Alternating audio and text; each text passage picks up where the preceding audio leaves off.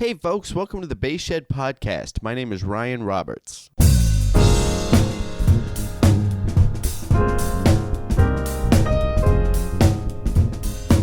Welcome all the new listeners. If this is your first time, please hit subscribe and subscribe to the Bass Shed Podcast. This is the first one. This is the first podcast of 2020. We did it. We made it to another year. Apologize for the lag in getting these out there. It's a busy couple months. I think the last one was John Pierce in early December. That was a good one. I like John. If I had a chance to see him around NAMM, there's a bass player dinner we went to. That was a lot of fun to reconnect with him and meet some new folks that I'm sure will be on the podcast at some point. Speaking of NAMM, NAMM was crazy. NAMM's always crazy. I gotta say, I secretly love it. I secretly love all the mania of the NAMM show. I got to walk around and interview some.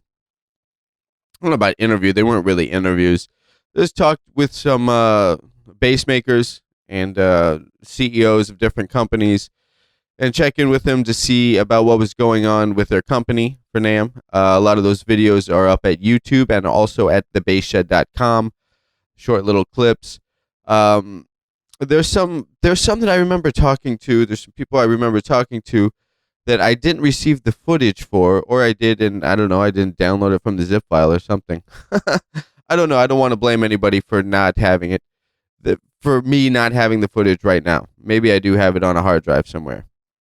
I'm going to check that out. But there was a couple ones. One specifically, I remember talking to Phil Jones from Phil Jones Bass Amps. And I'm interested in his amps personally. I mean, they're just so light and portable, and for anybody doing upright gigs, similar to what I do, where you want to just make one trip from the car and have enough power to support a band.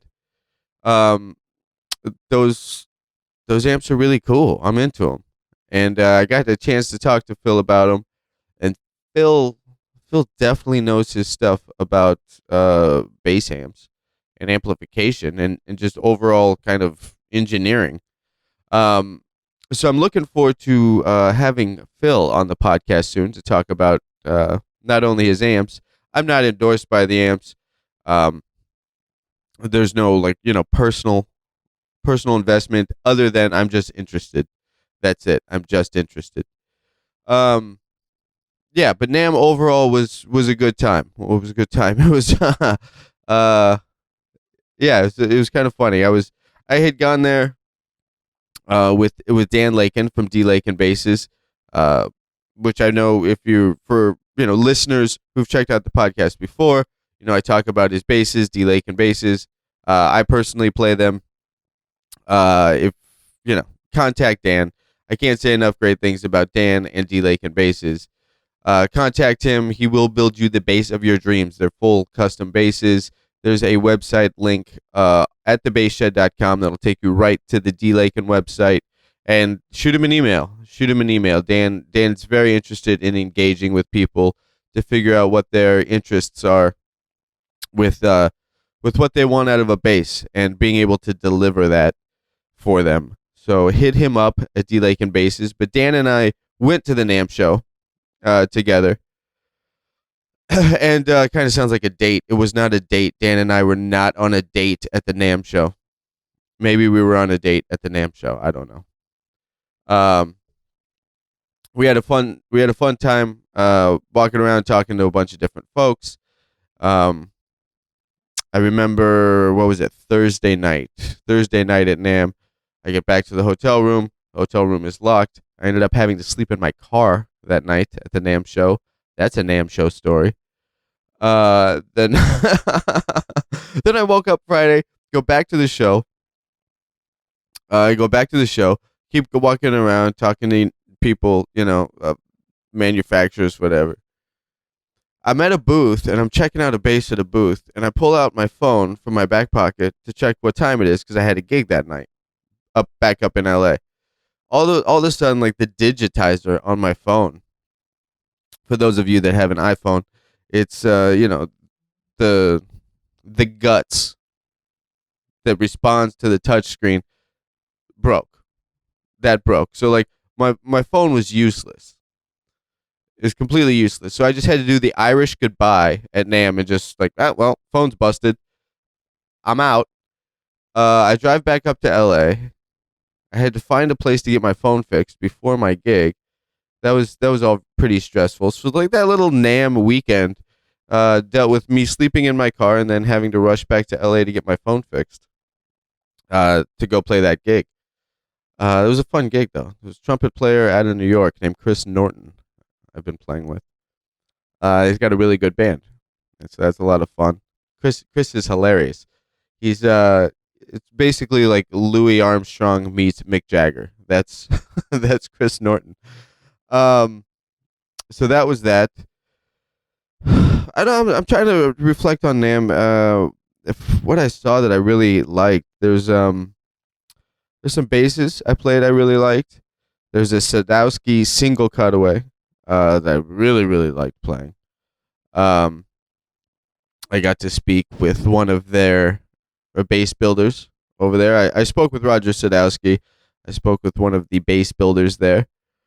And all that footage is on YouTube. All that, it's also at thebassshed.com. So that's kind of that's NAMM. That's NAMM in a nutshell. Today on the show is Joe Ayoub. Joe, I ran into a NAMM. I've known Joe for a while, and then I was like getting mic'd up to go walk around to do some of these, talk to the people, the manufacturers, whatever.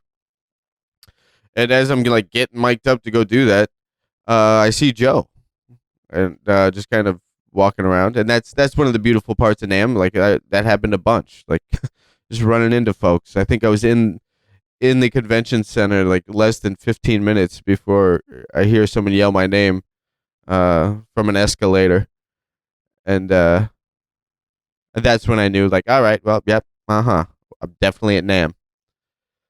So, but I ran into Joe there, and introduced Joe to who was I hanging out with? I was at the Ashdown booth at the time.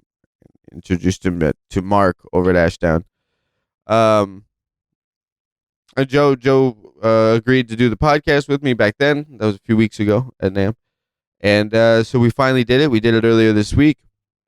We got together and talked. Joe is the bass player on American Idol. Joe has toured with Shakira and Julio Iglesias Jr. He was on the Carson Daly Show with Joe Firstman. He's going to talk about a lot of that on the episode.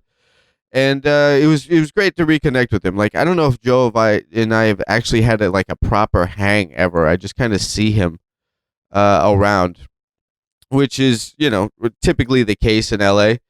People you don't see often, but all of a sudden, you're at a jam session or whatever, you run into him, you connect. But this was a great time to just sit and hang with Joe. And this is my time. This is my time hanging out with bassist Joe Ayoub. 1, 2. It's weird doing this because I felt like, oh, did I shed for this gig? Oh, wait, I don't have to shed for this gig.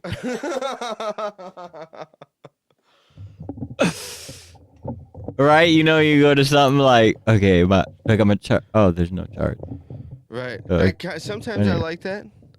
And sometimes I get so much anxiety. Yeah, of course. It's our whole life. Like, what am I going to play? Like, and then I have to talk myself on the edge. Like, dude, you pretty much never know what you're going to play. Right. You just show up and everything's fine. Right. But from like, every once in a while I get in my head about it, like on the way there. Get all anxious and the traffic's bad, even more anxiety. I show up to the gig and I'm just a mess. The worst. Yeah. Welcome to LA, folks. Dude, how you doing? Good. Oh, are we on? We're on. We're going. Oh, good. Oh, there it is. We're going. I can't remember how I met you. I think we met at, I'm not sure which one, but I feel like when I moved to town, there's a time period where there was a lot of those like jam session-y kind of things, and that's where I met a lot of You're different folks. from Michigan. Michigan, Yeah. Grand Rapids. And you came out. Did you come out with Population Game, or was it just you and Brett? Just Brett and I. Okay. Yeah, Brett. Brett's really the one who pushed LA when we were in college. We were in college together, and this is Brett Farkas, by the way, Brett for Farkas. those great musician, guitar player, singer, all of the above. Just always positive. Like I met Brett because we used to teach at the same store. He's just always. Oh, at Grayson's? Yeah. Oh, nice. Yeah, I took over for Eric Curtis when Eric was on the road with somebody. Okay. Yeah. Cool. Yeah, he in college he came out and did the Mancini Institute, which I believe is no more. Okay. But at the time there was like a summer program for college students. He came out and did it, and he just really liked it. We were gonna move to Chicago. Okay. And that got delayed a little bit for some personal stuff in my family, and after that sort of cleared up, he was like, we need to think bigger. You need to go to LA. And there were some friends that Chris Steele is actually, do you know Chris Steele, drummer? Yeah. Wow. He I haven't was heard that name in a long time. When we came out to visit, we went and saw a gig that he was playing. And I remember he said, well, if you guys are going to move out, do it now. They like them young. In his very sarcastic Chris Steele sort of way. But it was like, oh, maybe he's right, But the idea with Chicago was going to be like a stepping stone. Like you move to Chicago, work, try and get some gigs, and then eventually move to LA. But that just seemed like, why would you want to do that twice, right? You build all those contacts and like build a community and learn a city just to go do it again. It just seemed like a better idea. Yeah, but Brett was the one who was like, let's do LA. And I was just like, all right, let's go. Were you guys in a band and you guys were pushing some original music, or you're just tight from childhood age? We were tight. We were in bands, 2 bands together in college, and we were just really close friends and really connected musically. Yeah. And I think the idea of eventually was there was a band in college. It was called Doc Brown. That's the band that turned into Population Game. Okay. But 2 of the other guys, Justin and Jevin, they were still in school. Okay. So it was kind of like we would love for them to come out. We didn't know if they were going to come out. If they were going to come out, we would for sure do the band and try and push that. But the initial move was like to try and build our own careers as, sidemen or whatever that turns into. Yeah, whatever that turns into. Yeah. Yeah, separately. Cool. So, yeah. So what year was that? What year? That was 2004. Okay. 2003? End of 2003? 2004? I'm really bad with the dates. Yeah. Yeah, I got out here in 2006. Okay. And I remember... Where'd you move from? Phoenix. And I remember just... I had no idea where to start, with like getting plugged in. Like I'd go out and see some things. I knew some people, some singer-songwriters, just stuff like that. Whatever. So I ended up in that little world for a while, and then I started getting plugged into the jazz guy thing. Went down that rabbit hole, and then I got bored of that. Now it's... Yeah, it's weird looking back how everything unfolded. Yeah. Like when I remember having pages of names and phone numbers. Because every time you say you're moving to LA, a city like LA, someone knows somebody, a friend of a friend. Right, check out this guy when you get there. Tell him I say hello. Right. And I just collected them, and so did Brett. Okay. And we would always, we're like brothers, so we were, we made sure we took care of each other. So if I had a contact, I would introduce them to Brett, and we would try and take whoever out to lunch just to talk to people and pick people's brains and hang, all that stuff. Yeah. But it's funny, then one thing leads to another, and then you do one silly freebie gig on a Tuesday night where you met the drummer, and the drummer was cool, and he suggested you for something else, and Right. Did that happen? Did you get that story? Did you get that LA story? I didn't get that LA story where like you just happen to play with the guy and then the guy, recommends you and it snowballs. I mean, I did in the sense of just the musician network, I mean, so much of the gigs I do now can probably be traced back to like, did you know Pablo Mota? I know that name. He was an upright guy. Okay. He was like in the Spazio. Okay. When Spazio was still around. And like I think he recommended me to Dennis Ham once and then like, everything kind of not blew up, but then I was on that radar and playing with Lorica and, doing all that shit. Oh yeah. All those gigs. So it worked like that, but it's not I didn't get like a huge tour out of it or anything. But that's the thing. It's like they're all even everyone who's touring is still gigging around. Still in town so guys. Yeah, it's just a mesh of whatever's happening, and when someone needs someone, they call you. And the funny thing, everyone always thinks that you're like the bass community. We're all fighting for work, but no. I probably got most of my gigs from other bass players. They're like, I can't do this because I'm doing something cooler. Right. Can you do this? Yeah, same. It's the best. Yeah, I don't feel the cutthroat competitive thing. Not at all. Like, Yeah, there's plenty to go have around. your shit together. Mm-hmm. Because everybody's phone has 50 other me's. So like, Yeah. you got to be on top of it. But I don't think it's competitive at all. Mm-mm.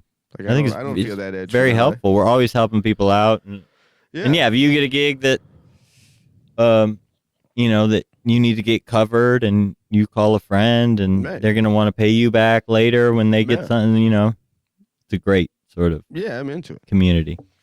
So you get out here around 04-ish. We'll say that. We'll say that. Say 04. Someone will correct me. But, and then you're just bouncing around meeting people. Mm-hmm.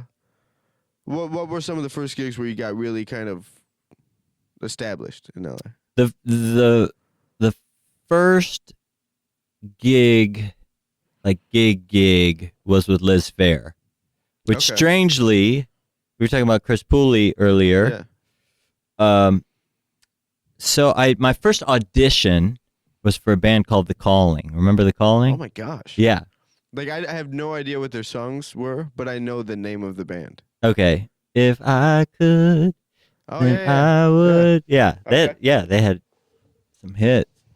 But it was a Barry Squire. Okay. Now when I moved here, and I'm sure when you moved here too, that was a big thing. The Barry Squire audition, who basically is this guy Barry who has a Rolodex of musicians, and the labels or management would call him to put together auditions to fill slots in different bands for artists. Right. To tour usually. Yeah.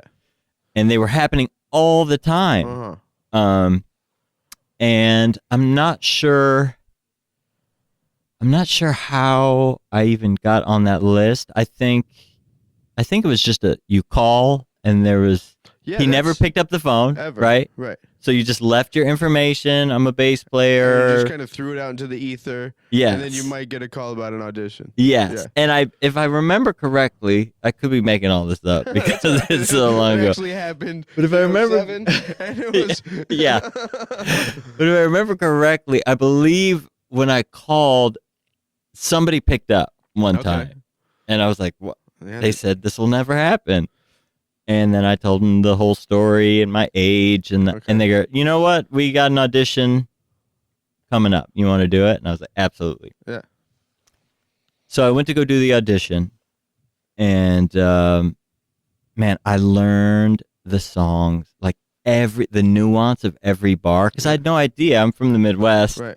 Thinking like, I'm not sure how this works. Yeah, they want the record exact, like every line. I spent so much time on it, and I remember going in, and everyone's just kind of playing it how they want to play it, which is funny. But they were really kind. Barry was really nice, and I didn't get the gig. Okay. But he suggested me for another audition. Okay. He was like, "You did a good job." Great. Someone else, I forgot who. So learning all the nuance. Yeah. Off. Yeah. Maybe, or I don't even know if they paid attention. They were just like, "Okay, you want to do a different audition?" Hurts. Yeah, it never hurts. And then I got the Liz Phair audition. Well, lo and behold, Chris, who is also from Michigan, I had met him when I first moved out because of mutual friends and through Brett. And he also had mentioned to the MD, Dino Menigan, that he met a new bass player from Michigan. So I actually got referred from 2 different places, which was... You're kind of in at that point. Well, I don't know about that, but it was definitely helpful. Yeah. And then I did the audition. I don't think I did as well on that audition as I did on the calling audition. But you never know what they're looking for. And Liz was there, and she was super sweet. Oh, cool. And she probably liked that I was like super green. Right. Fresh off the boat, from the Midwest. Right, wasn't gonna have some LA ego. Yeah, maybe, and then within a few months, we were on the road. Nice. The first run we did Letterman. It was like all kind of happened really quickly, and and it was a set of twins. The MD was Dino Menigan, and his brother Marco played drums. Okay. Chris was playing keys, and Liz, and it was just, man, what a great group of people to be your first sort of experience. Yeah. Touring. We were on a bus. Okay. Right away. Now, how old are you at this point? 24. Oh, wow. Yeah, 23, 24. Okay. And when I first moved out, I actually got a telemarketing job because I was like, yeah, I saved some money and I was fine. I'm just kind of super OCD and responsible like that. I made sure I saved a bunch of money before we moved out, and I was padded before I could start getting some work. And initially, I applied for West LA Music, work at a music store, right? Okay. The Easy. Yeah. But in that interview, he was just the manager was just kind of like not open to giving people time off. He was kind of laughing at me. He's like, "Oh, another musician moved to town, and right. Yeah, I'm sure if you get a gig, you're gonna want some time off." It just, the vibe was like, okay, this is not why I moved out here. Right. I'm not doing that. So that's cool. I think I worked one day and quit. Okay. Yeah. This is like, I can't, like. Yeah, but I mean, I think it's good, like, even at that age, to be like, stay focused on your, like, all right, I came out here, to LA for this. Yeah. Not just to be in LA and, sell Ernie ball strings. Yeah. No disrespect to Ernie ball strings. But yeah, like you had to focus on what the long play was. Yeah, it just felt like this isn't and it didn't feel loose enough where I could kind of come and go. So, when you just feel those things in your gut, you're like, I got to get out. I can't do this. Yeah, this isn't it. So then I got a really shitty telemarketing job. No one ever says I got a killing telemarketing job. Like, dude, you wouldn't believe this telemarketing gig I got right now. That is very true. Padded seats. That is a nice very earpiece. true. You know what? I probably wouldn't have minded it if I was selling something. I was selling extended warranties. And that's rough. They were trash, and I realized that later. And then I couldn't sell them. No one wanted them, and I'm not pushy. Yeah, so I was kind of like, oh, you don't want it? I don't blame you. I probably wouldn't want it either. No, like, I can't do the salesman thing. I did telemarketing way back in the day for one day. I had to sell an herbal supplement that was similar to Viagra. Oh, so wow. it was like this herb called horny goat weed. And I had to sell this to stores to carry the product. And I'm not pushy, and I'm like, what is this? Like, Did you have to, just over the phone? Yeah. Oh, okay. So, yeah, it wasn't like a door-to-door, thing, but wow. Yeah, I had to call the stores. I did that for a day. And then like I was young. I was like 19 or something, or 20. And then the next day I just like woke up a little late and like I would have had to have walked just a little bit quicker to catch the bus. And I'm like, nope, nope, that's it. I'm not putting in that much effort. Yeah, I'm out. Yeah, it's the worst. Yeah, you didn't want the job. Clearly, no, I didn't want the job, and it's like, all right, fine. You don't want the product, don't take the product. It's fine. Do whatever you want. I don't care. Yeah. And I don't know. I wonder if it probably would have been easier to sell to a retailer who's going to sell it than to sell to, because I was talking to like, you know, whoever was at home during the day. Right. And this is still the era of the landline. Yeah. You know, we were calling landlines. We were calling people's houses in the afternoon. So if you were home, you're subject to this. Yeah. Oof. And they're angry. Did anybody buy at all? So I sold one. Okay. And you probably made like what, 200 calls that day?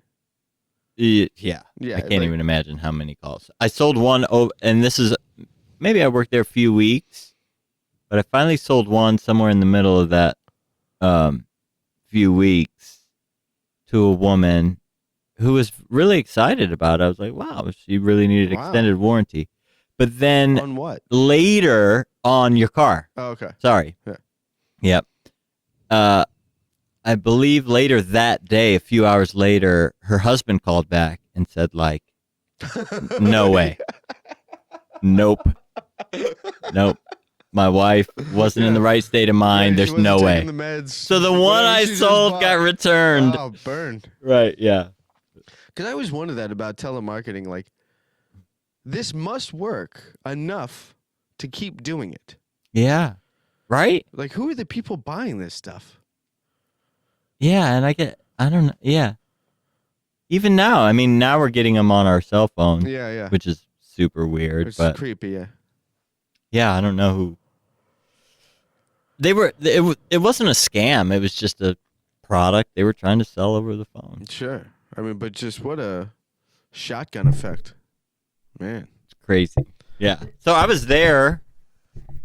I don't know, maybe not long after the audition, a few days.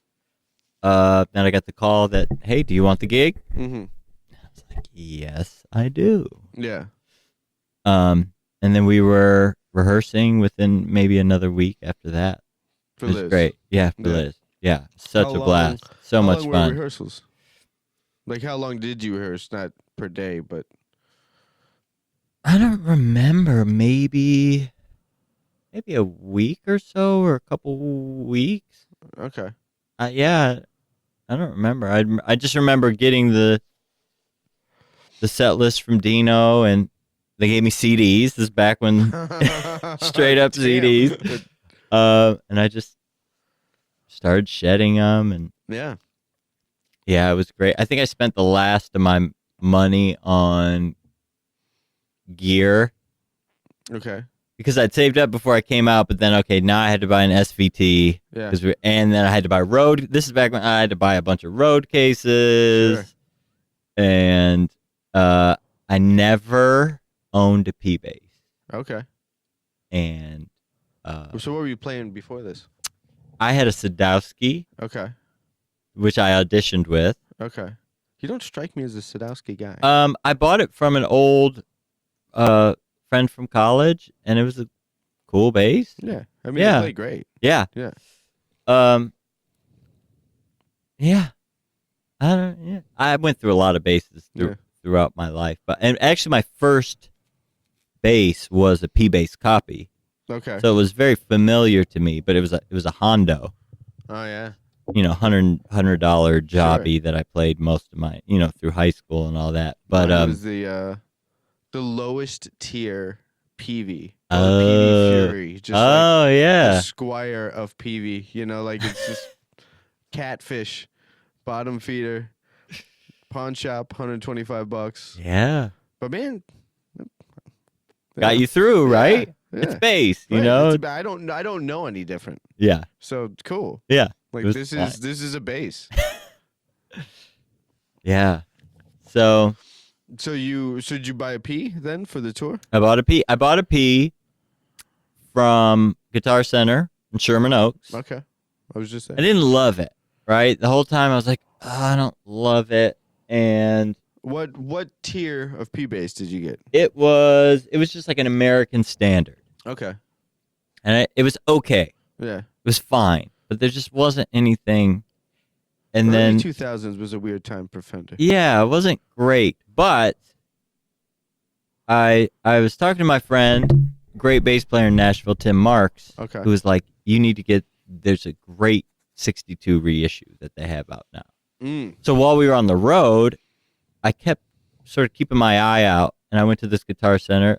Where was that Guitar Center? I don't remember that either. My podcast is full of loose memories. That's fine. Just make it up. Yeah. Like, no one's gonna know. It was in Arizona. Right. I think it was in Arizona, actually. And I found a 62 reissue white that I love. Nice. And luckily I had the receipt for the P bass I bought. It was within the 30 days. Oh, killing. So I just traded it in for this 62. Yeah. And it's still like one of my main P basses. I love that. And I've gone through a ton of P basses now, but that's a really special. I got lucky. Okay. You know. Okay. Yeah, it's a great P bass. And then, so how long was the Liz run? It went on for a couple years. The first run was maybe 5 weeks. All right. But then it was off and on for a couple years. Okay. And she was touring a lot. Yeah. And we made the rounds. It's kind of like House of Blues sized venues, a few thousand. Yeah. Yeah, what are those, like 22, 25? Yeah, they're kind of, they're all over the map, but. They're cool. And yeah, a bunch of fly dates, and it was really, really great. And then in between, it was really helpful, especially in this town, to then come back and still try and network and do local gigs. To say you just got off the road, right. It's a different conversation. Sure. When you're like, oh, I just got off the road. Oh, right. Okay, but now I know you're professional. Right. At now some level, Yeah. Because it's hard to come to town. I'm the new guy in town. I just moved from wherever, and keep me in mind. It's a struggle. No, it is. And I remember, like, I was of the age where everybody was just graduating college, so. When you moved out? When I got here, I was 24. Mm-hmm. So everybody's like just kind of getting done with school and getting into the working world, but they're still clicked up because of school. Oh, yeah. So you got like Cal Arts guys, you got USC guys, you got, whatever. Berkeley guys that kind of find each other out here. Everybody's tons of Berkeley guys, right? Yeah. Everybody's just kind of like that's North how Texas. They were creating their little communities. Before that, they would get into like their working communities, genre based or style or whatever. Mm-hmm. So like not having gone to school with any of them, just be like, hey guys, what's up? Like that was kind of a tough nut to crack. Yeah. To like infiltrate the school clique. So I understand what that feels like. But then you're back off the road. Now in this age, like social media wasn't a thing. Nope. So it was the beginning. It was kind of the beginning of MySpace. Oh, okay. Oh, yeah. Yeah, but it wasn't what it is now. No, not at all. You can take all of Los Angeles on the road with you if you wanted to. Oh, right, right. And like vlog or whatever. Yeah. No, none of that. Yeah. Yeah, none of that. So what was it like back to town and being like, yo, I'm back off the road after 5 weeks or even a longer run? Did it not a restart, but did you have to like just spend a couple weeks making the rounds? Like, hey everybody, I'm back. Man, I got really lucky. Like those guys in the band, and through those guys and being on that gig, I met so many other people that were really, really sweet and gracious to me, and would kind of plug me in and be like, oh, go do this other gig, or I'm playing with this guy tonight, come play with us. And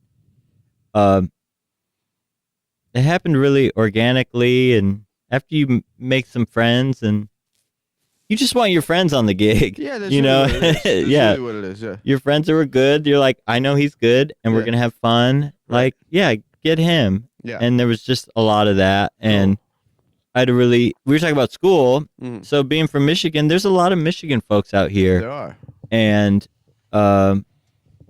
I think there's a culture of everyone who moved out here was helped, and then they feel like it's their duty to kind of pay it back. Yeah, to kind of pay it back. So it's not weird to get an email being like, "Hey, I'm moving out from blah blah blah, and I'm friends with blah blah blah, and he told me about you." And now you're on somebody else's list. Yeah, that's what it is. and you're it's the just guy like on the list. Yeah, it's a beautiful thing. So, it's funny. I remember when I felt that happening. Like I had been in town long enough, and I felt like that there had been this resurgence, infiltration of new people to LA, whether they're at a school or from somewhere else. Mm-hmm. And now, like I was the established guy, you know.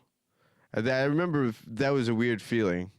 You know, it was probably about, I don't know, sometime in my late 20s or early 30s, closer to my early 30s. It's like, oh wow, okay, this is that thing, you know, like it rolled over on itself. Now I'm the next tier up guy. It's funny. Well, and it's for you. You were probably like there were a couple sort of jam session-y things that you were running, right? Or that you were the house guy. Me and Iyaji started the one at the Fed. Okay, that's what I thought. It was like your night. MC for it, but we partnered on putting it all together, and I was the house guy for a little while. Which that's cool. Kind of that's a coveted role, like, because everyone, you know, they got to go through you to get up and play, and right. Me and Iyaji used to get hired a bunch together after that. Like we were playing all the time together because like people knew us as the jam session guys, so they would just hire us. That's awesome. as their bass player and drummer all the time. It's fantastic. I think that's the way to do it, man. That's the only way. I think jam sessions are really relevant is to get the house gig. Because everybody just wants to play with the house band guys. Right. Like, you're not going to go up and play a tune. I mean, unless you're crushing. But if you're crushing, people probably already know of you. Yeah, because then that's how I've gotten the gigs from jam sessions, is just be in the house band. Either it's a jam I run or I get hired to do. Are you doing one right now? No. Is Federal still happening? I don't think so. They're not doing it anymore? So, no. That went on for a long time. 5 or 6 years. Yeah. So when I moved out, I remember Guys was the big one, right? Guys was Joe Firstman. Guys was happening, but I didn't go. Okay. But that was the hang, right? There was still Iyaji, Zane was on it, Joe Whitley. Who else was there? Darwin, I remember, was there a bunch, and Slim, who just came out with a jazz record. Oh, really? Really great. Yeah, it's cool. Yeah, but there's a time period and there's a lot of guys, so that you would end up, you could go to one night, and maybe it's still like this. I think we're a little bit older now, so maybe we just don't. Yeah, I don't go out as much. It's different, you know. It's maybe the younger guys are. But there was a time where you would go to, you know, Hotel Cafe or one of those places, and you would see 20 people that you know, other musicians that were all hanging out there playing, or, you know. Like, that's still the situation at Randy's night at the Fed. Okay. Like, if his Tuesday night, just like instrumental neo soul thing. Like, it never fails. And if I just show up on a Tuesday, you're going to know 50 people in the room. Exactly. Yeah. And that's cool. And that kind of, you know, scratches that itch. And then I'll leave. So what's after Liz? So, after that, it was a lot of, it's funny. I always feel compelled to talk about the stuff that, so a lot of the random stuff, a lot of the random recordings, or I did this gig. Now, what happened with Population Game? I heard that band once. It was your guys' like, I think the last year the band was still happening, a Christmas show at Molly Malone's. Okay. I think I was playing later that night at the club or something with another band. That band was crushing. Oh, thank you very much. Man. Yeah. That band was amazing. We're all still really good friends, and we don't get to play together, all four of us, very often. But yeah, those guys are like those brothers are to me. Yeah, those are the homies, Michigan friends. So, then what did that band? Did you guys do any light touring, or did you put any information out? I wouldn't even. It's kind of unfair to call it touring. We would do like a show in Vegas or a show, and we would go back to Michigan and try and do maybe like a show in Grand Rapids, where I'm from, a show in Kalamazoo, where we all went to college. Okay. And then Brett had the east side of the state, like Detroit. Okay. And then Justin, that's Brett and Jevin were kind of Detroit area. Justin was up in Traverse City, so we'd book a show up there. Okay. And yeah, and we did an EP and then 2 full records after that. Mm-hmm. But it was tough because we were all sort of like side manning too. Right. And going out on the road. Right, just being working guys. Yeah, we're just working, and I think that took a toll on trying to do a band. Being in a band is hard. Seems like a lot. And we really wanted it to be a band in the sense that we split everything. Mm. We were like, if we're gonna do this right, it's not gonna be arguing whose songs get on what and what doesn't. Let's just, if it comes into the band, it's the band. It's the band material. So if you wrote it on your own, you know, and Justin did the majority of the writing. We did a lot of writing together. Okay. I was gone at the very beginning, even before Jevin moved out, and Brett and Justin wrote a few. But this idea is that we want it to be great, like first and foremost. So take all that off the table. Yeah, take it all off the table, and whatever we bring in, the best stuff survives, and we split it. Yeah, cool. You know, and yeah, it's hard when you all have big opinions and different tastes. Sure. And but it was some of the best years musically. I love playing with those guys. We're just connected on another level. Right. When you have history like that. Yeah, when you have personal history like that. Yeah. No, I agree. There's nothing better. And this even goes back to like you want to work with your friends. Not only are they, you know, you're going to get along with and it's going to be fun, but there's a musical understanding there that you can't even really describe. It's just like because you know this person so well off the bandstand, and then even you have this thing in common. It's effortless, you know. Yeah, there's just different sorts of instincts, and we would grow up. Brett has one of my favorite quotes of all time. This is yeah. I don't mean to steal his thunder, but I'm giving him his credit. Yeah, so he was just like, man, never trust a musician who didn't grow up playing covers. I just thought that was so great. He was at the time he was like playing with someone who just, you know, didn't know any tunes or and it's kind of true. We all grew up gigging. Mm-hmm. So did you go to school for music? Yeah. Okay. Yeah, we were all at Western Michigan University. Yeah. It's in Kalamazoo. I just heard my tone on that as if like, and I felt like my tone was weird the way I asked the question. Oh, no, I didn't know if you did because I wasn't offended. Okay, good. Either way, I don't know where the offense would be. Yeah. I mean, I didn't. Yeah. So, yeah, we were all there, and they just a really incredible jazz program. So it was heavy, and this is maybe out here, USC or schools like that. Pop music was kind of incorporated in the programs, but where we were, it wasn't like that. It was like jazz or classical. Yeah. And then we were the band dudes on the side of that. So like whenever the working guys like playing Mustang Sally. Yeah, exactly. Or we had original bands too, and it was kind of like a novelty. Like, oh, these music school kids are in a band. Yeah. But we grew up more on that than being a band jazz or classical music. So it's having all that, being in that bubble, in that music bubble in school, and doing all those things at the same time is really like a great thing. I loved it. It was really fun. I mean, I wouldn't have graduated college if I didn't go for music, because I would have been, get me out of here. Right, that's how I felt even when I was going for music. Like, Yeah. it was just too, like, what's the, I mean, I'm trying to, I had to describe what my headspace was like back then. Like, I wanted to be an artist. Like, that was my thing, Just happens to be through the bass, but, like, I wanted to be an artist. Right.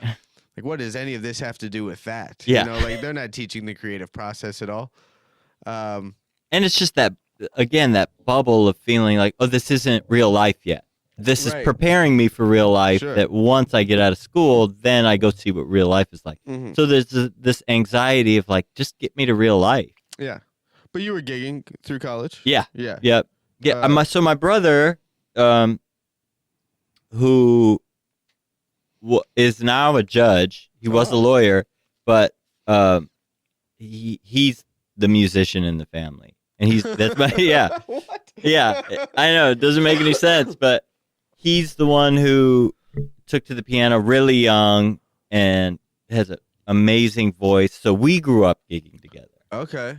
So that was the very, very beginning, was playing with him, older brother. Okay. Yeah, he's only a year and a half older, so we're close in age. But our mom put him in Suzuki. Okay.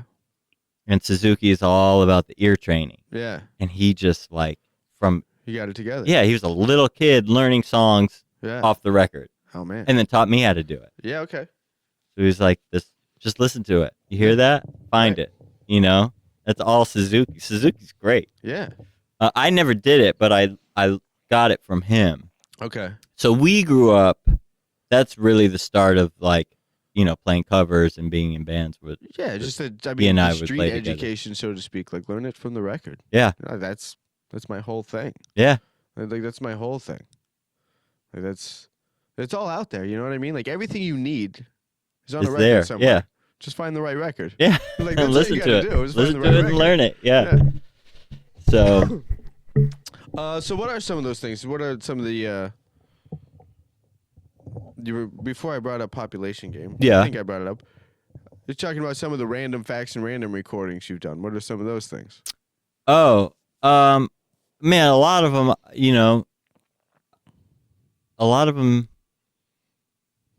I don't know if I have a list of recordings. I guess all music does, but yeah, just like come playing this song on a record, or I thought there was something maybe specifically you were. Oh, no, just that sort of freelancing and playing. Come do this tune, or come do this whole record, or come do this. A lot of artists that maybe not even aren't artists anymore, right? But it's just that sort of workflow of. So now, gigging, what are recording. You doing? Actually, let's do a quick overview on your, like, touring resume. So I want to say, who was it? I think I met you around when you were touring with Mark Anthony. Was it Mark Anthony? Oh, Enrique Iglesias. Right, the other Mark Anthony. Right. Yes. So him, and then it was Shakira. Yeah. Right, for a minute. And I think that was the last one I knew you were doing with Shakira. Okay. That was like what? I was still living in NoHo. That must have been like.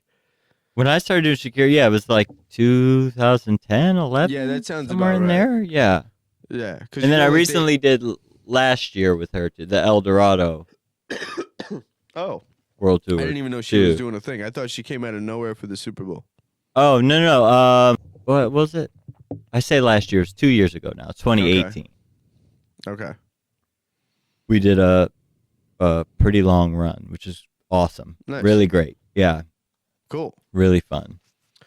So what are you doing, like, being on the road? What are you doing creatively to keep to not just become like this paint by numbers road guy? I love. I mean, you end up doing a million different things. Like I said, you're recording, or I was doing a lot of writing sessions. I still write a lot with Justin. Okay. Justin and I partnered. He was the singer of Population Game. Yeah. Was he on the Meatloaf tour for a while? Yeah. He did that for a long time. I remember because when me and Yaji were leading the Fed, I wanted him to be the front guy, like the guest singer for a week. Oh, and he was gone? And it was just difficult to schedule with him, yeah. Oh, yeah. Just because he was in and out. He's a busy guy. But man, he's talented. Man, that dude was so bad. Yeah. So bad.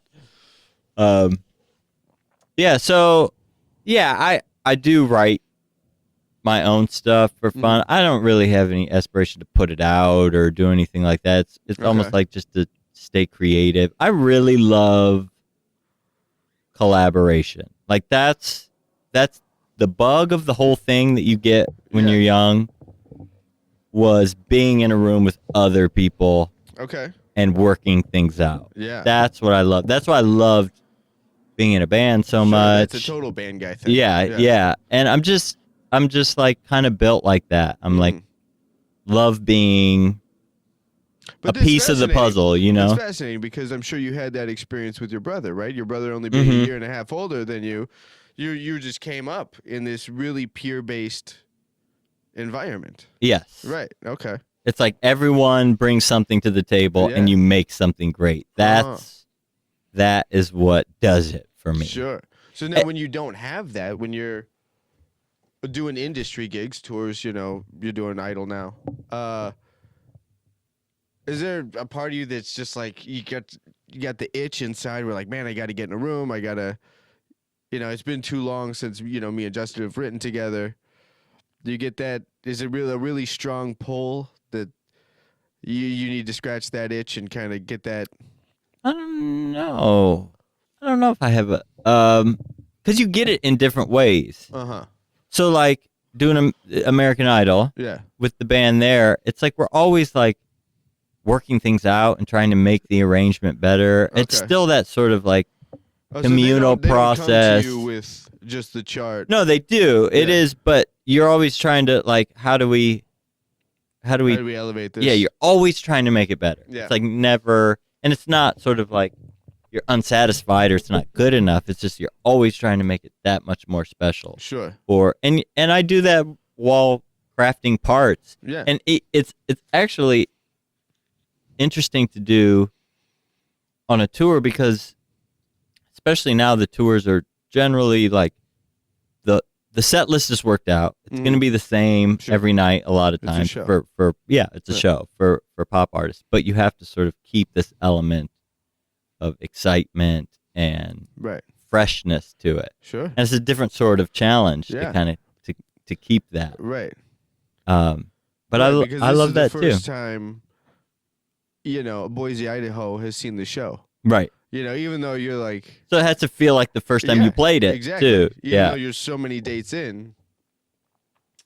And it's funny because I always hear musicians talk about how,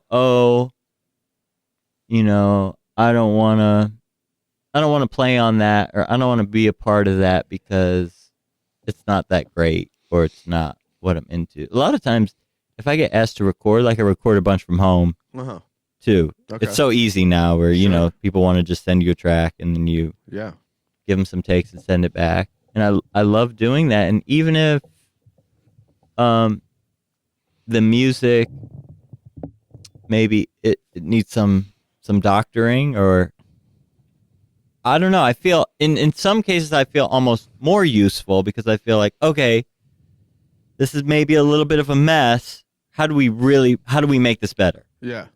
You know, versus when people send a great track and you play on it and there's not your space is to do this. It sounds killer. Yeah.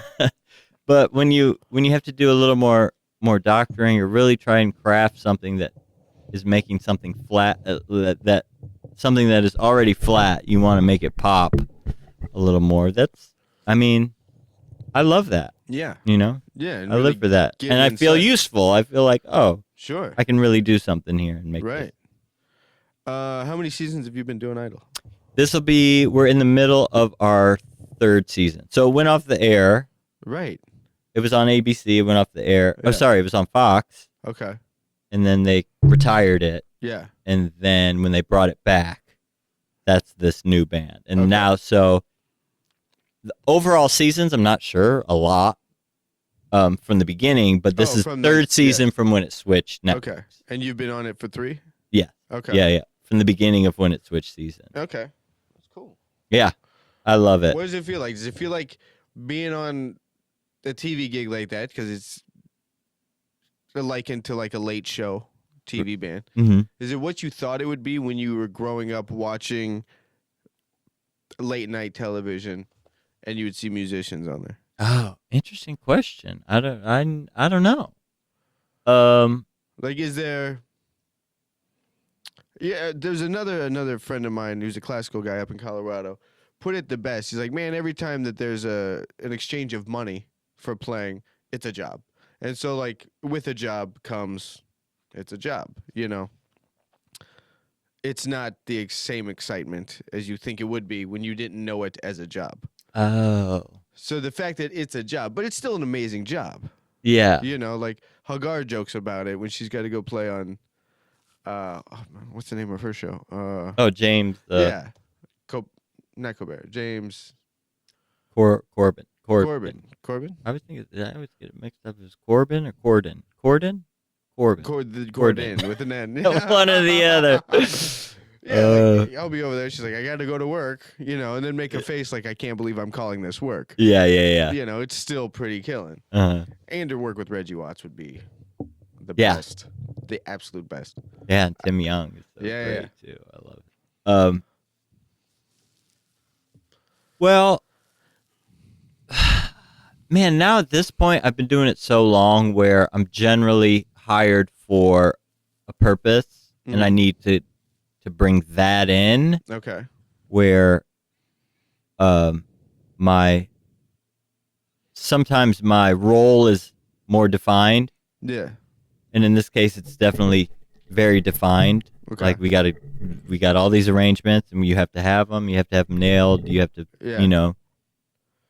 figure out your moves on every song. Your dance moves? No. Not. I mean moves as far as like dynamically, especially earlier in the season. There's the songs are shorter. They might be 1 minute. Sure. So you're trying to fit maybe 5 minutes of dynamics into 1 minute. Sure. So you have to kind of start off slow and then get it to build and then out. Yeah, it's a different sort of thing. So you have to just those little bass player-y things like, well, let me play this beginning up the octave and then drop it low here so it can really explode. So RMD really lets us sort of he trusts us, manage your own territory. Yeah. It's like you know what to do there. Perfect. You know what to do. Sure. So do that. So at the end to get back to your original question, I love it. It still doesn't feel like a job, or I don't feel.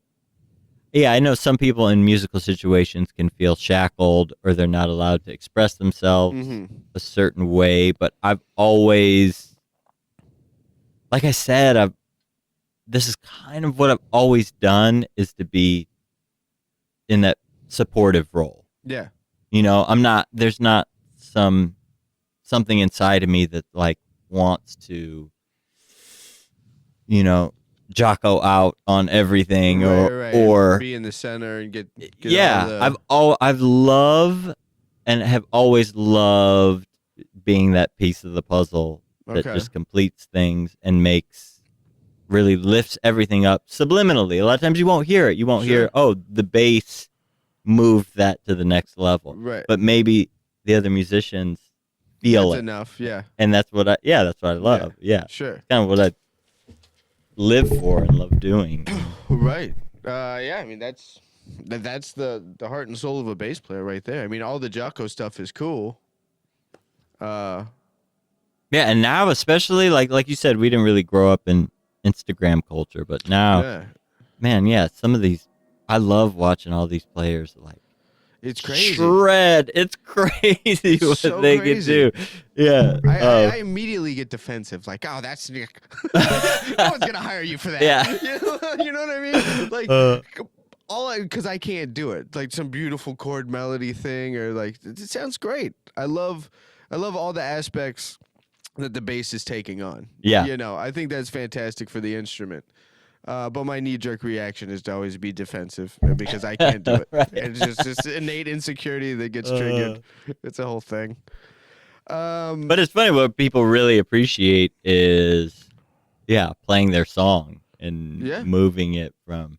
But to really study those guys, like the guys we grew up on, guys in bands, or like the kind of session players like Nate East, or any of the Lee Sklar, or anyone who's playing on all these records and knows how to like move a song.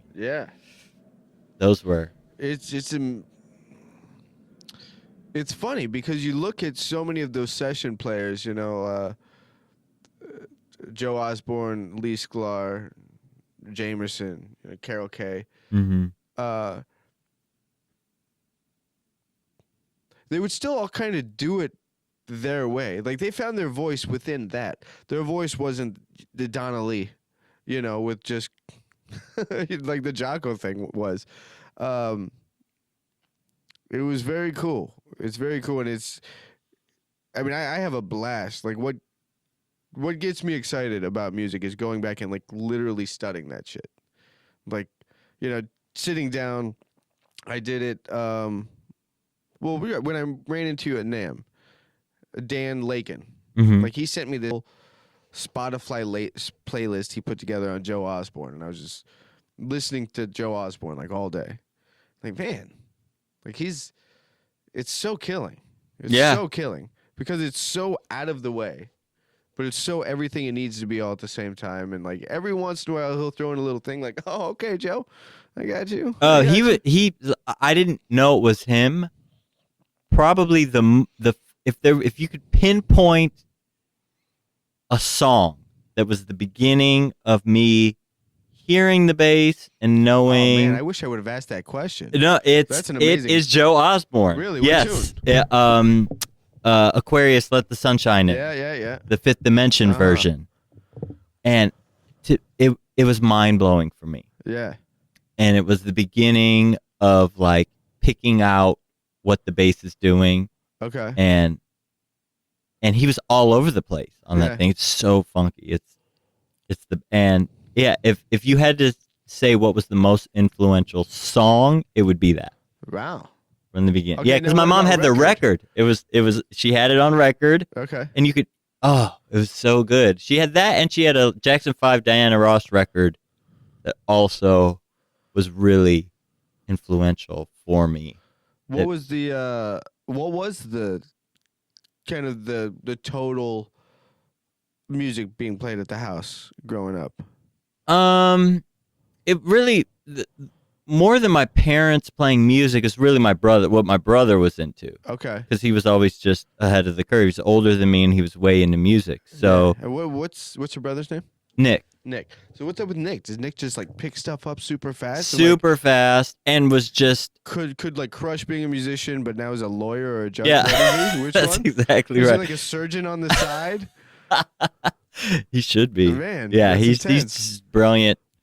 And he loved. The funny thing for him,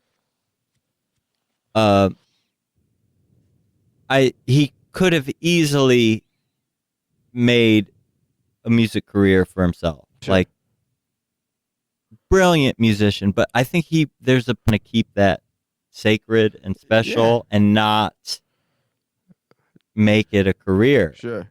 Yeah, I guess he told a friend who later told me that he said, if I become a lawyer and I have a hard day, when I come home, music can be my release. Right. But if I'm a musician and I have a hard day, you're not going to study what will my release be? Yeah. I was like, that's an interesting way to think about it. But the funny thing is, he still gigs all the time. Really? Yeah. What's his instrument? He's piano player, singer. Okay. Yeah. And is he still back in Michigan? Yep. Okay. He's in Michigan. Yeah. Nice. He's a judge there now. But whenever what's the scene like back in Michigan right now? Like, when was the last time you went back? I go back every year, usually around the holidays. Sometimes more. Yeah. And see my brother, and a lot of old friends are still there, and my niece and sister-in-law and family friends.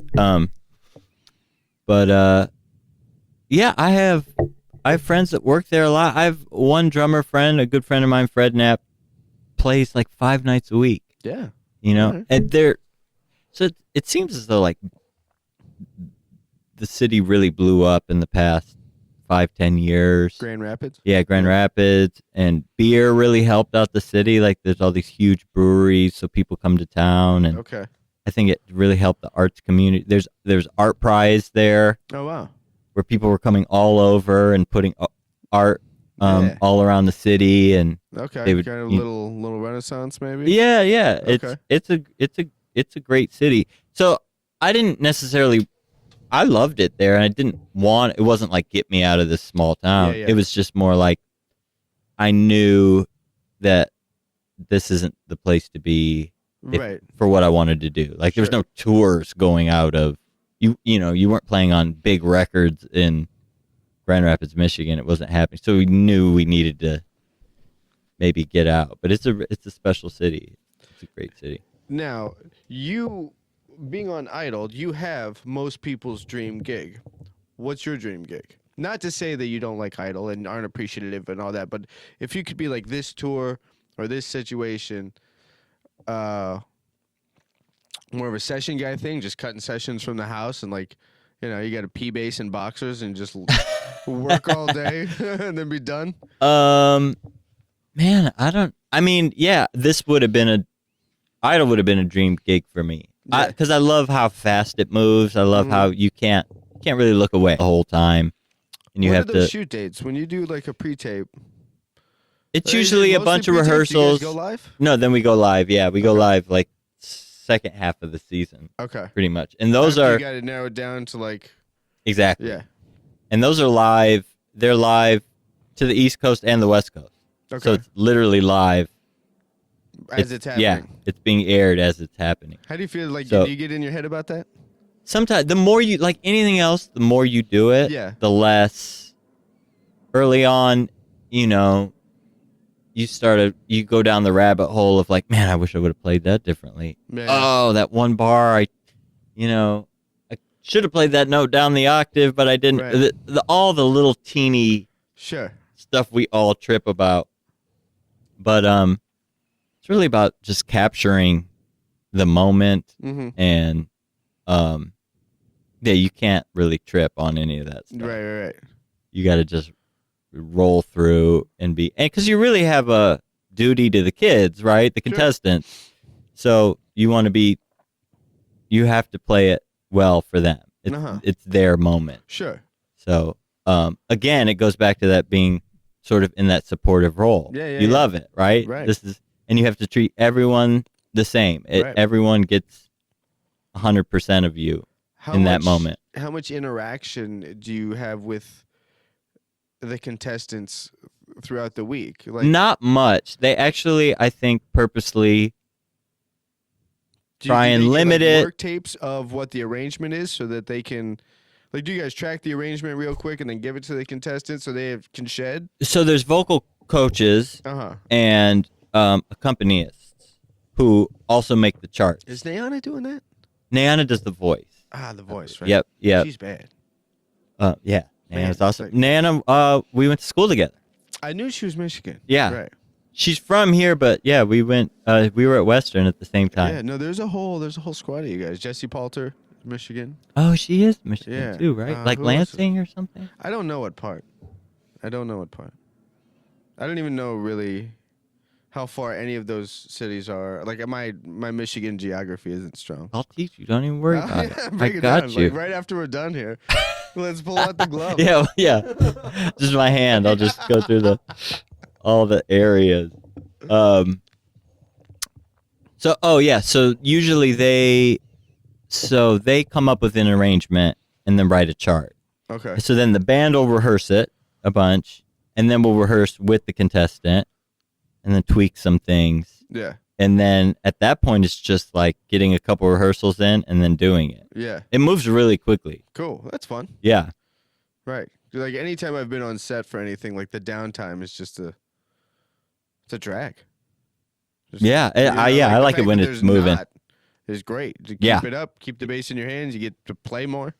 Yeah, especially early on when there's more contestants before they start getting eliminated. You got to get through 40 kids, and everyone needs a chance to be able to get their time, tweak the arrangement and get their time. Yeah. So back to the question. So Idol would have been your dream gig, but now that that's been realized, I used to play a bunch. A lot of musicians in town did because he was kind of rotating the band. But when Joe Firstman was doing Carson Daly, weren't you in that band? Yeah. So he would do it was a late night show. Yeah, Last Call, right? Yep. Right.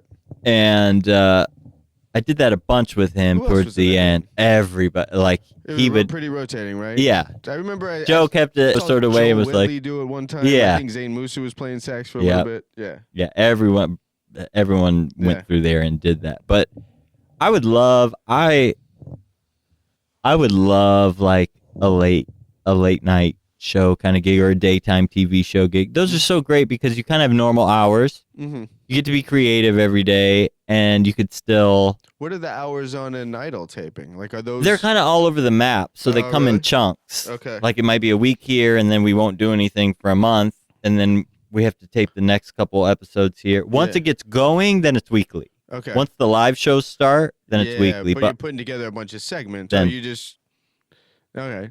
How's the production? I'm not trying to get you to talk shit on Idol. I'm just curious about. Is it pretty cool? Like, is their production, although maybe fragmented because of what they need to get done, is it easy to work with?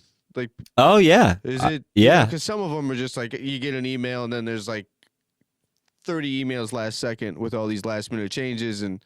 I think there's so many. There's so many working parts.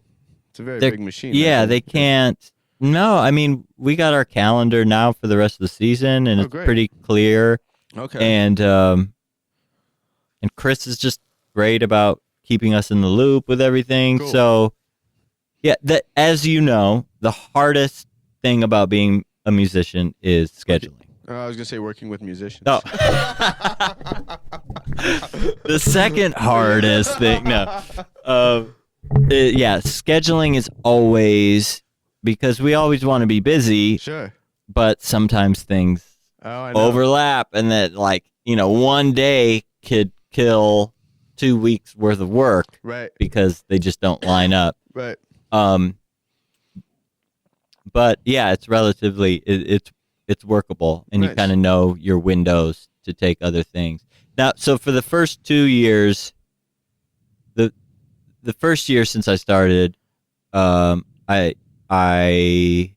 did that tour with Shakira. Mm-hmm.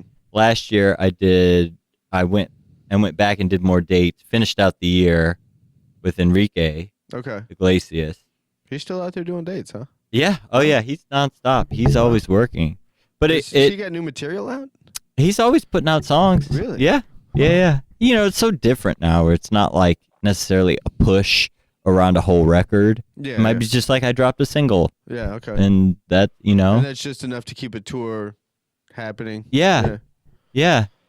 So the interesting thing is filling out the rest of the year and making sure, again, the scheduling, it's like you obviously can't do the whole year because the first part of the year you're doing the show, but if you can kind of work around it, and everyone's trying to work around. So when you stop? When does the show stop?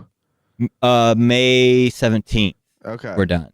Okay, so you got when did it start? Did it start in January? It started in our first sort of taping was in December. Okay. Cool. Yeah. That seems short. For some reason, I remember the show running longer than just 5 months because it just aired to the public this last Sunday. Right. I don't even know what date today is. Probably 17 or 18. I don't know. Yeah. So it would have been like the Sunday after Valentine's Day. Right. Right. Is when it started. So it'll end in. So I guess it's only 2 to 5. That's only 3 months. But they also do. Remember, they go around the country and have all those auditions too, so it even goes longer than that. I'm just speaking from when the band sort of starts. Sure. Which is already into the season. Okay. Yeah, I guess that's true. I didn't think about that. They have to do all those episodes where it's just the auditioning for the judges. Exactly. Who are the judges now? It's Katy Perry, Lionel Richie, and Luke Bryan. Oh, okay. Yep. And it's been the same for the past 3 years since it moved. Yep. Interesting. I have no idea. I think the last year I watched it was like Ruben. Oh. Like that's a while ago. Yeah, it's like I remember Ruben. 2 ever. Did Ruben win? I think Ruben won. Because he was after Clarkson, wasn't he? Oh, that was that second season? I think it was the second season. It's interesting because, not you automatically think that the stars are the ones who won, but some of the bigger stars are the ones who didn't win, right? Yeah, like I don't think Carrie Underwood actually won. She didn't win? I don't know. I thought she was just like a runner-up. Because then there's this vibe where like if you got to like the top 3, you automatically got a country deal. You right. know what I mean? Like, yeah. Yeah, I remember that happening for a little bit, but I don't really follow it. I don't know what's going on. But it's cool. Such a different TV is so different now because now so much of what people watch is on streaming services or it's just like a different world, right? It's crazy what all changing so fast.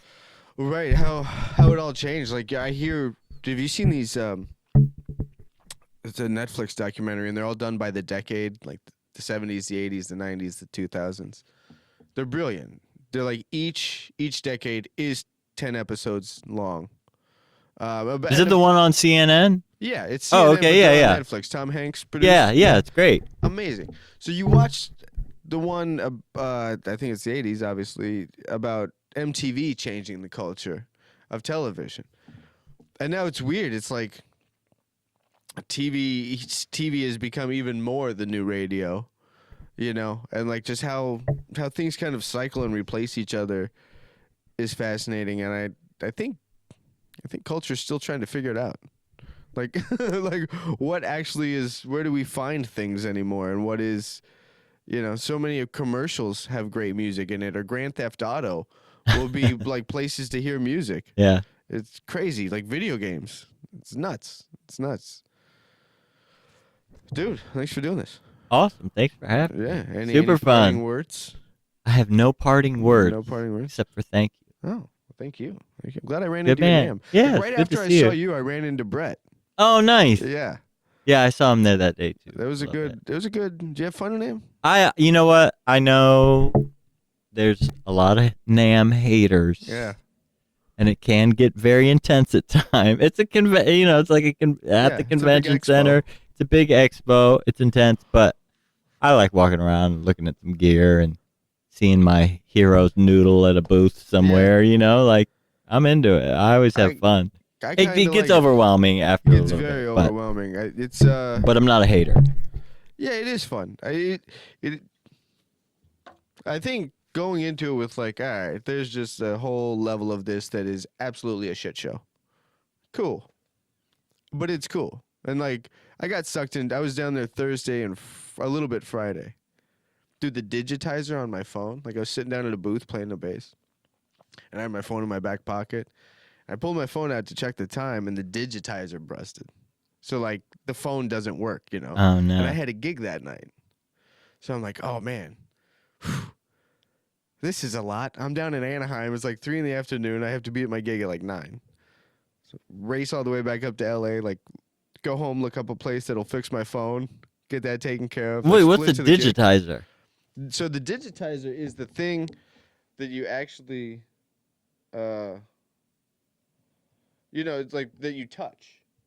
Gotcha. So it's not just the glass, but it's the guts of the. Can't you do the? Oh, but.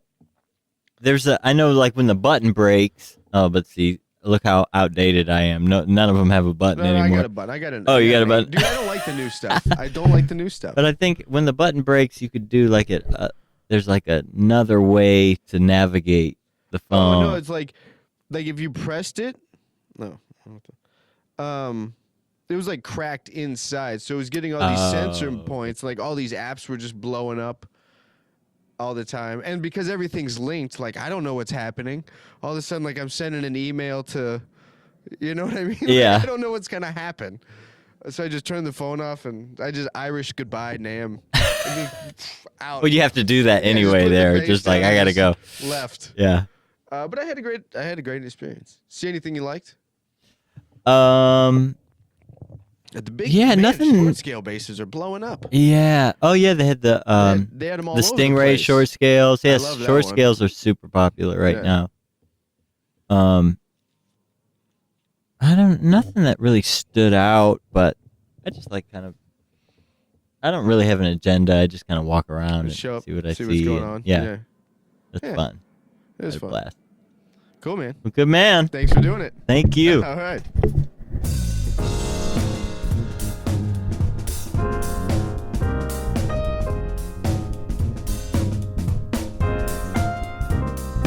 All right, so that was my talk with Joe Ayoub. Check your local listings to look for him on American Idol. I like that guy. He's just a sweet guy. Low key, down to earth guy. Love me some Joe Ayoub. That's Joe. What else is going on? Before I sign off here?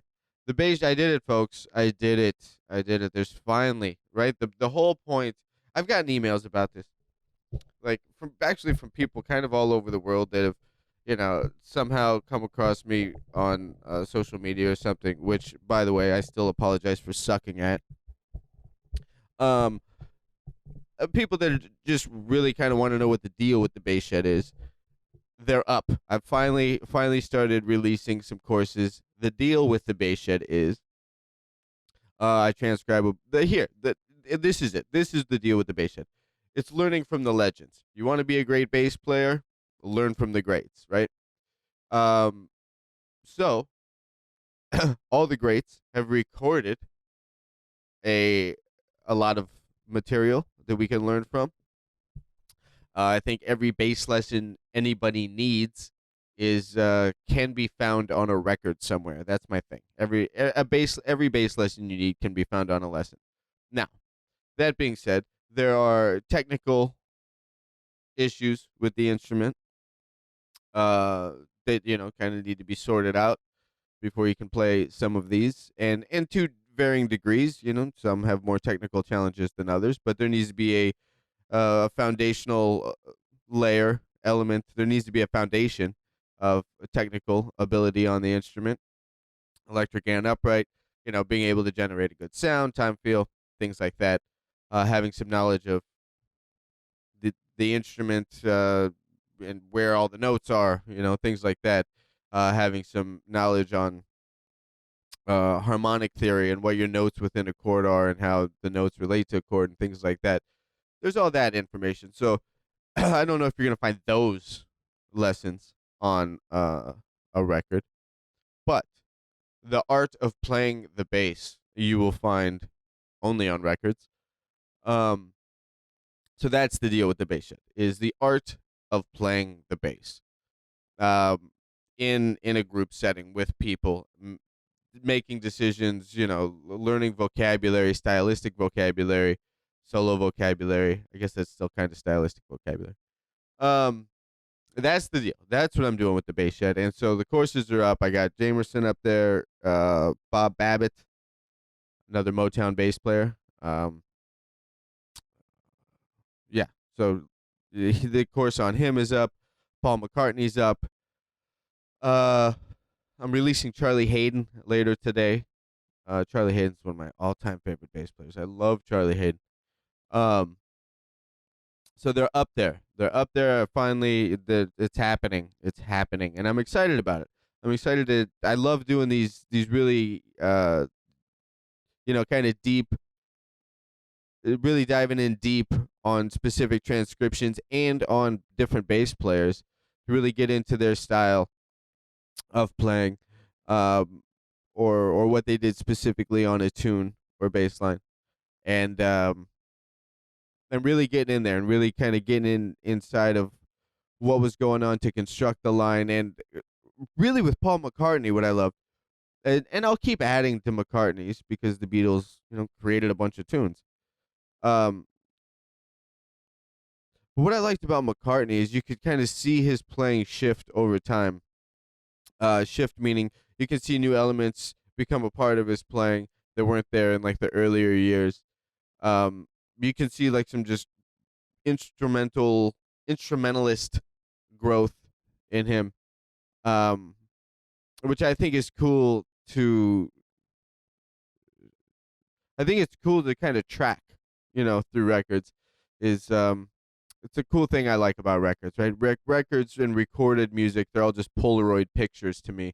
Like this is a snapshot in time of where you were at on any level. As an instrumentalist, for the instrumentalists in the band, as a songwriter for whoever the artist might be writing the song. That's how they were writing songs then.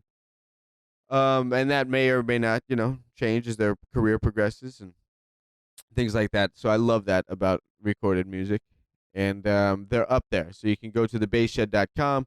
Where I'll have all the bass players that you can receive courses from under the tab List of Legends. Click on one, and it'll take you to a little preview of what I cover in each course for the bass player, for that specific bass player. So that's happening. You can also text the word SHED, SHED, to 66866 to join the newsletter. If you have enjoyed this podcast, please subscribe. Please subscribe to it. And I think that's all I got. I think that's all I got for today. I gotta get this Charlie Hayden situation sorted out and posted because I just talked about it. So now I have to, right? I have to now. That's it, folks. That's what I got. Thanks for listening, and I will catch you on the next one.